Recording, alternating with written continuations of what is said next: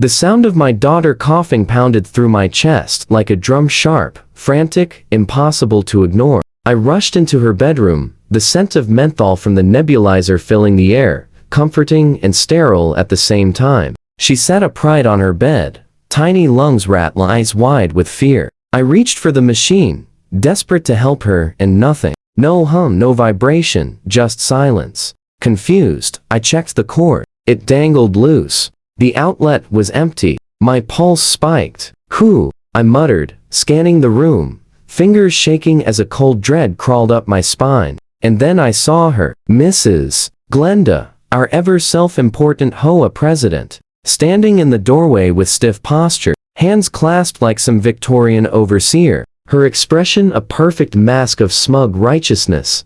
"Oh," she said in that clipped, icy tone that makes your skin crawl. I unplugged it. "Safety hazard. You know I can't have children using these things unsupervised." My jaw dropped. Safety hazard? She was using it right now. This wasn't a lava lamp. It was medical equipment. My voice came out louder than I meant. "Mrs. Glendower" tilted her head, pursing her lips as she added, "Well, technically, it was drawing too much current. HOA regulations." "Regulations?" I snapped, cutting her off, hands shaking around the cord. "This is a nebulizer for my daughter. You can't just..." Her eyes narrowed. "I'm simply enforcing rules." I wanted to scream, but my daughter was coughing harder now, the air tightening around us. The calm of our perfect cul-de-sac dissolved into suffocating pressure. I pulled my daughter close, trying to soothe her, but she whimpered, "Mom, I can't breathe."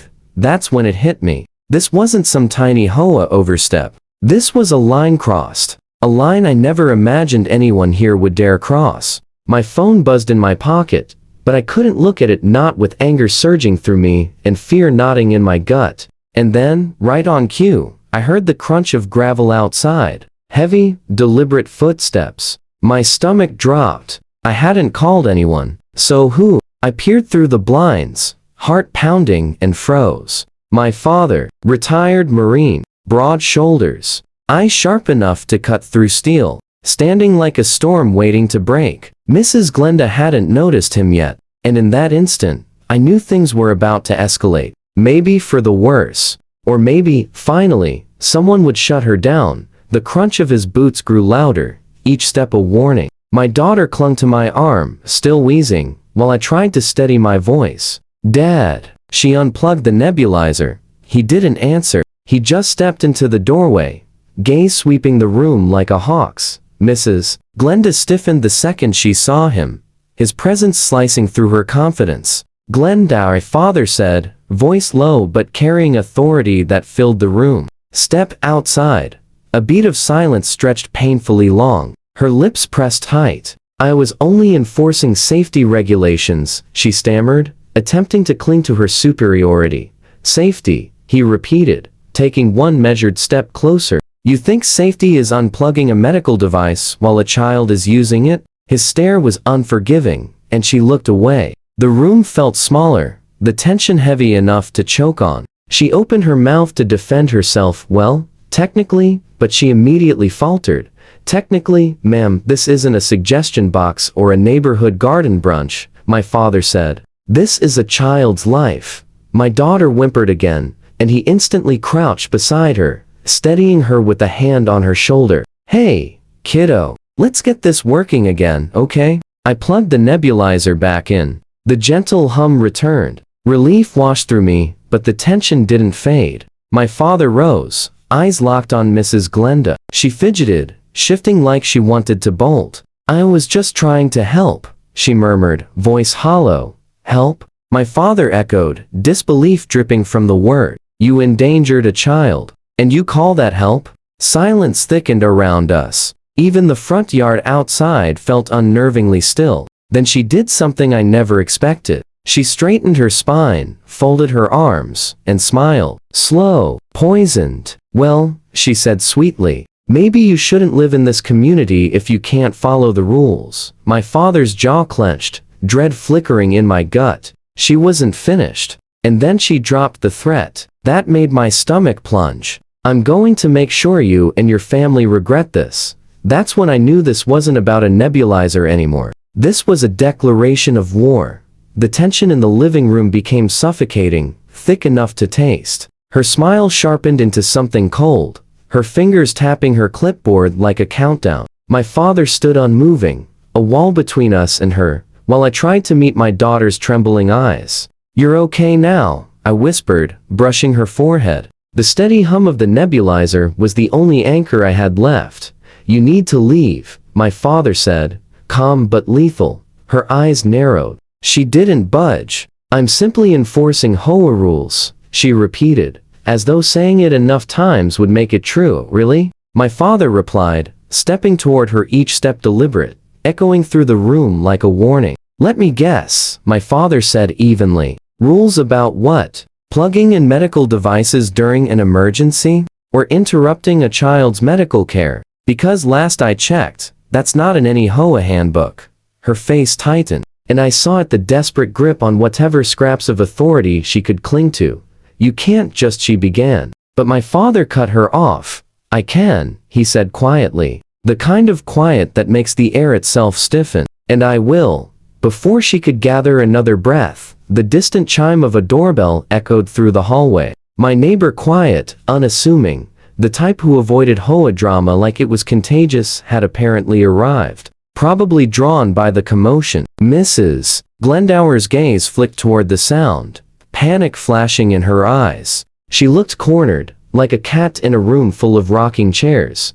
She stammered, but my father raised a hand, shutting her down mid-syllable. "No, you've had your chance. Leave, or I call the authorities."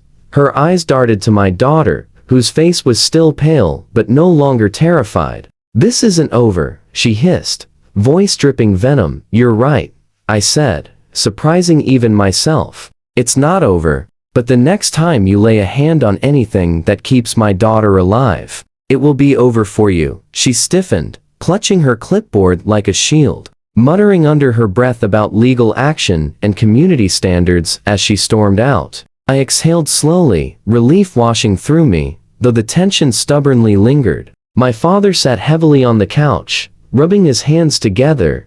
"You know," he said with a half smile, "most people don't pull this kind of stunt when I'm home. They learn the hard way." I laughed, though it came out thin and shaky, because deep down I knew she wasn't done. HOA Karen wasn't the type to retreat. She was regrouping, and in that quiet aftermath, with the nebulizer humming its steady rhythm, I realized that whatever she planned next, we'd be ready. But one question gnawed at me: how far would she go? The next morning, the neighborhood looked deceptively peaceful. Birds chirped, sprinklers ticked across manicured lawns. The suburban hum went on as if nothing had happened. But inside, yesterday's tension hung heavy, like smoke trapped indoors. My daughter played quietly, her nebulizer resting safely nearby. But every creak of the house or rustle outside made my heart jump. I was pacing the living room when the mail dropped through the slot. I picked it up and froze. A thick envelope with the HOA logo stamped across the front. My heart thudded. I tore it open. Inside, formal letters, warnings about community compliance, threats of fines. But one line, bold and underlined, punched the breath out of me. "This is only the beginning." My pulse quickened. The war was nowhere near over. Then the doorbell rang. I didn't think, just called out, "Who is it?" "Delivery," a cheerful voice replied. I swung open the door, and almost recoiled. There she was, Mrs. Glenda, holding a small potted plant like a peace offering, except her eyes were sharp, calculating, predatory. "Oh," she chirped, sugary sweet. "I thought I'd stop by to extend an olive branch. Perhaps we can coexist." I stepped back, my hand drifting instinctively toward the nebulizer table. Father appeared behind me, silent and broad-shouldered, a human warning sign. "Olive branch," he repeated flatly. "You unplugged a child's medical device yesterday. There is no coexistence in that equation." Her smile didn't crack, not even a twitch. "Well, it's simply trying to maintain standards. Community standards." I let out a bitter laugh. "Standards? You endangered my daughter, and you think a plant fixes that?" The moment stretched thick, tense, brittle. Then, in the most audacious move imaginable, she placed the plant on our porch like she was offering tribute, pivoted sharply, and walked away. Not hurried, not ashamed, like a queen retreating from a battlefield on her own terms. Her message was clear. She wasn't finished. My father exhaled, shoulders loosening. This, he muttered with a half smile, is exactly why people avoid HOA drama. I looked at my daughter, who was poking curiously at the plant, and a swell of protectiveness rose inside me. No HOA rule, no entitled neighbor, no self-appointed authority was ever going to come between her and the care she needed. As the sun dipped, stretching long shadows across the lawn, realized something important. In this suburban war, winning wasn't about retaliation. It was about refusing to be intimidated. It was about showing up, standing firm, and protecting what mattered. Somewhere out there, I knew Mrs. Glendower was already plotting her next move. But for now, our home was ours again, safe, humming, defiantly alive. The nebulizer whirred softly in the background, like a quiet song of victory. The war with Karen wasn't over, but this battle? We'd won. If this hit close to home, smash that like button, because defending your family and your rights matters. Subscribe to Karen's Hub to catch more stories of everyday people standing their ground. And tell me below, how would you handle a neighbor who crosses the line?